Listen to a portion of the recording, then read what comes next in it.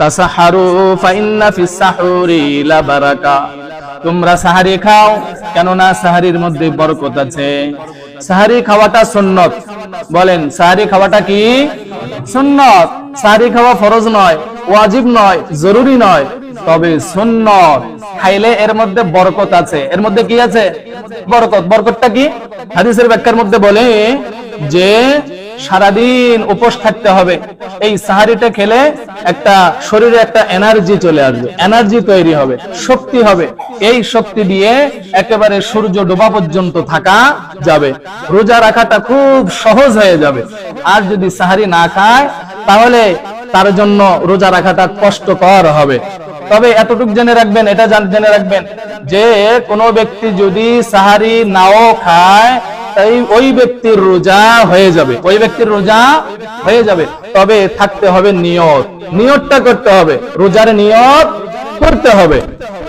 আর একজন ব্যক্তি পেট ভর্তি করে খেলো, পেট ভর্তি করে খেয়েছে সেহরির সময়, কিন্তু ভিতরে কি নাই? নিয়ত নাই। বলেন, কি নাই? নিয়ত নাই। ওই ব্যক্তি যতই পেট ভর্তি করে খাক, ওই ব্যক্তির রোজা হবে না। কথা বোঝা আসছে? যেমন ধরেন একটা উদাহরণ, একজন মানুষ, আচ্ছা আমাদের সমাজে এমন কোন লোক আছে না, কিছু লোক আছে না, যে আল্লাহর পুরো একটা মাস, রমজান মাস 30টা দিন, 30 দিনের একদিনও রোজা রাখে না, এরকম লোক আছে না? নাই? আছে। তো এই ব্যক্তি একদিন পড়ছে বিপদে। কি বিপদে পড়ছে? আত্মীয়র বাড়িতে গেছে, নতুন আত্মীয় বাড়ি, আত্মীয়র বাড়িতে সবাই রোজা রাখে। এখন সেহরির সময় এই ব্যক্তিকে ডাকছে, বিয়েকে ডাকছে, বিয়ে ভাত খাবেন না, সেহরি খাবেন না। এখন বিয়ে তো বিপদে পড়ছে, বিয়ে তো রোজা রাখার অভ্যাস নাই। এখন যাই হোক, লজ্জায় হোক, শরমে হোক, সে সেহরিটা খাইলো। সেহরি খাওয়ার পরে, খাওয়ার সময় সে মনে মনে চিন্তা করে, খাইছি কোনো সমস্যা নাই, দুপুরে যখন ক্ষুধা লাগবে তখন আবার খেয়ে নিব।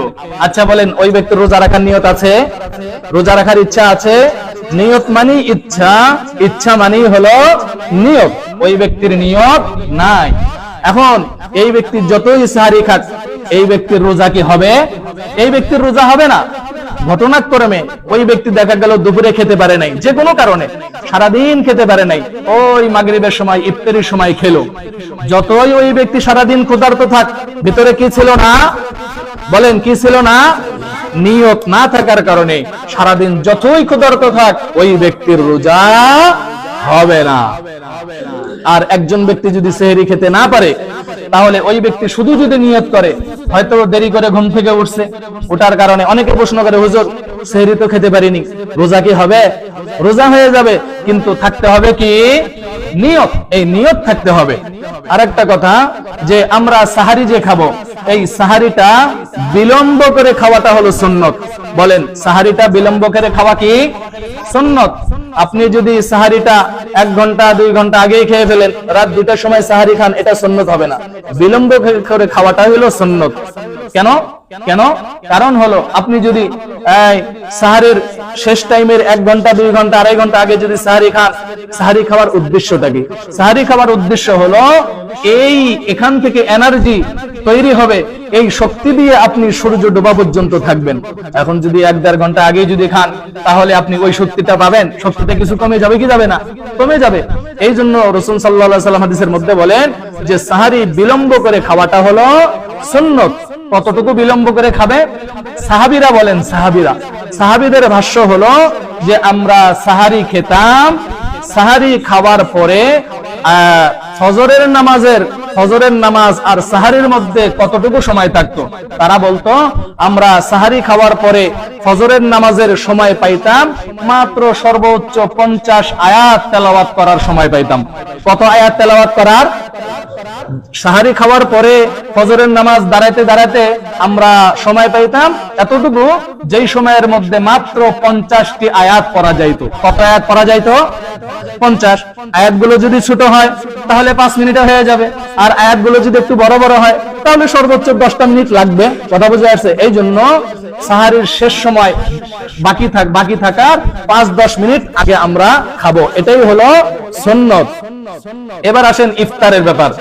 ইফতারের ব্যাপারে রাসূলুল্লাহ সাল্লাল্লাহু আলাইহি ওয়াসাল্লাম বলেন, লা ইয়াজালুন নাসু বিখাইরিন মা আজ্জালুল ফিতরা। মানুষ যতদিন পর্যন্ত ইফতার তাড়াতাড়ি করবে ততদিন পর্যন্ত কল্যাণের উপর থাকবে। ইফতার তাড়াতাড়ি করবে মানে সূর্য ডোবার আগেই করবো নাকি? খবরদার, সূর্য ডোবার আগে করা যাবে না, সূর্য ডোবার পরে করব। সূর্য ডোবার সঙ্গে সঙ্গেই করে ফেলতে হবে, দেরি করা যাবে না। আমাদের বাসা বাড়িতে, বাড়ি ঘরে, বিশেষ করে মহিলারা এদিকে আজান দিয়ে দিছে, ইফতারের সময় হয়ে গেছে, তারপরেও এ কাজ সে কাজ, গরুকে পানি দেওয়া, একটু জালটা মানে ভাতের জালটা একটু আগায় দেওয়া, এই সেই পানি আনা ইত্যাদি, এরকম করে কি করে না? মহিলারা মনে করে আর একটু দেরি করলে মনে হয় সওয়াব আরো বেশি হবে, আর একটু দেরি করলে সওয়াব আরো বেশি হবে। খবরদার, সওয়াব বেশি হবে না, সওয়াব বেশি হবে না, সওয়াব আরো কাটা হবে। কথা বুঝে আসছে?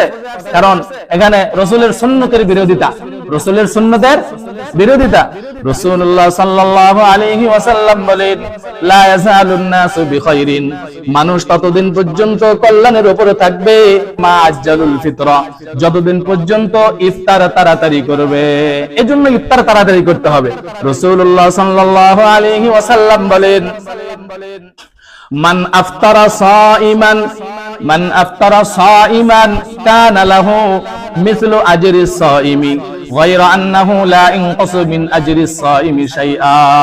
মান আফতারা সাইমান, যেই ব্যক্তি রোজাদারকে ইফতার করায়, ওই ব্যক্তি রোজাদারের সম পরিমাণ সওয়াব পাবে। সুবহানাল্লাহ, রোজাদারের সম পরিমাণ। তবে রোজাদারের সওয়াব বিন্দু মাত্র কম করা হবে না। আমাদের সমাজে কিছু মানুষ আছে যারা অন্যের ইফতার খাইতে চায় না, তাদের ধারণা যে সারাদিন কষ্ট করে রোজা রাখলাম আমি, আর তার টাকার ইফতার খাইয়া সওয়াবটা তাকে দিব, এরকম ধারণা করে কি করে না? এটা হলো সম্পূর্ণ ভুল ধারণা। বলেন, এটা হলো সম্পূর্ণ ভুল ধারণা। কারণ আল্লাহর খাজানায় সওয়াবের কমতি আছে? সওয়াবের কমতি নাই। রাসূল নিজেই বলছেন, গায়রা আন্নাহু লা ইনকাসু মিন আজরিস সাইমি শাইআ, রোজাদারের সওয়াব সামান্য পরিমাণও কম করা হবে না। তাহলে একজন ব্যক্তিকে ইফতার করানো কত সওয়াব! ইফতার করানো, ভিআইপি ইফতার করানোর প্রয়োজন নেই। এক ঢোক পানি দিয়ে যদি কোনো ব্যক্তি আরেকজন রোজাদারকে ইফতার করায়, তাহলেও যে ব্যক্তি পানি পান করালো, ইফতার করালো, ওই ব্যক্তি রোজাদারের সমপরিমাণ সওয়াব পেয়ে যাবে ইনশাআল্লাহ।